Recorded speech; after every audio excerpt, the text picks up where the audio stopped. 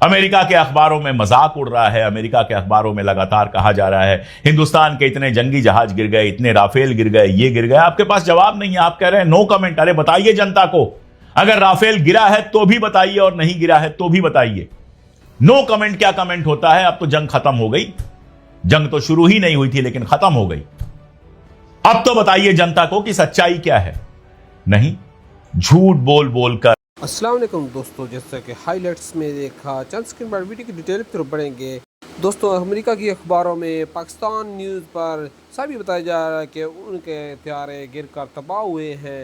Indian media और India के जो अवाम है ये मानने को तैयार नहीं है कि उनके हथियारे गिर कर तबाह हुए हैं।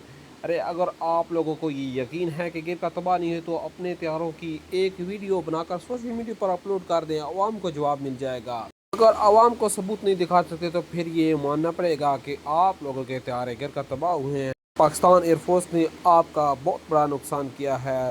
तो सुनते हैं इंडियन मीडिया की ज़बानी, इंडियन मीडिया क्या कहता है इस बारे में। अमेरिका के अखबारों में मजाक उड़ रहा है। अमेरिका के अखबारों में लगातार कहा जा रहा है हिंदुस्तान के इतने जंगी जहाज गिर गए, इतने राफेल गिर गए, ये गिर गए। आपके पास जवाब नहीं है, आप कह रहे हैं नो कमेंट। अरे बताइए जनता को, अगर राफेल गिरा है तो भी बताइए और नहीं गिरा है तो भी बताइए।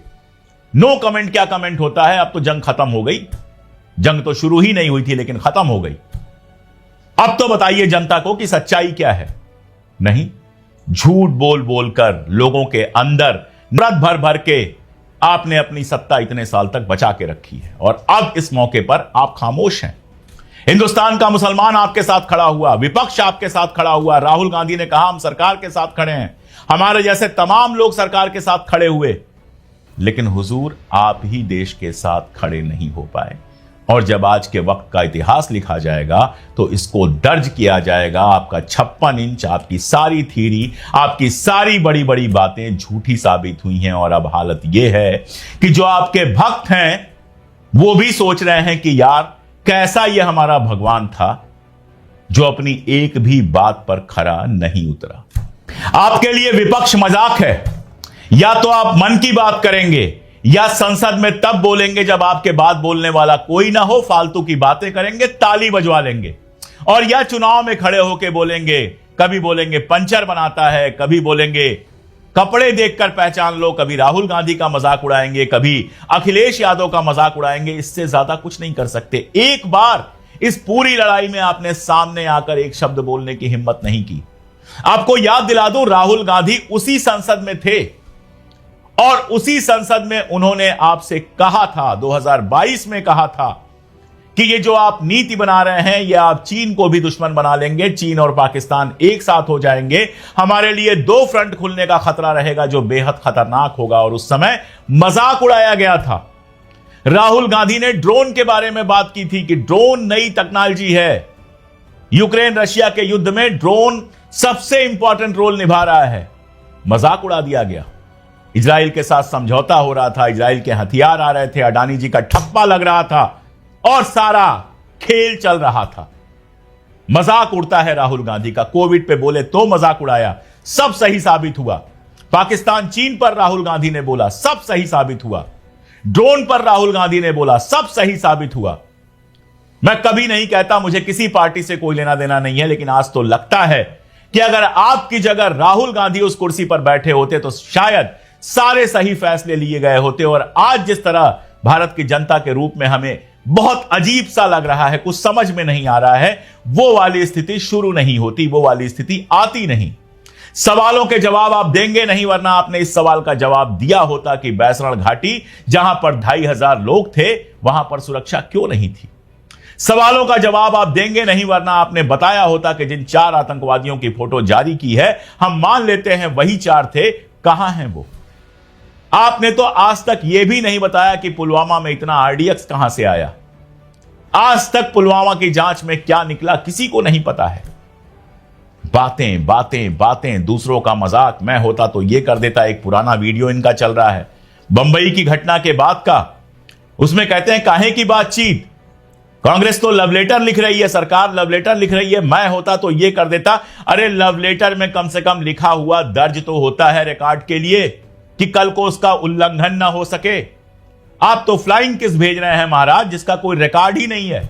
देश की जनता को पता ही नहीं है कि सीज फायर में क्या तय हुआ, क्या शर्तें हैं।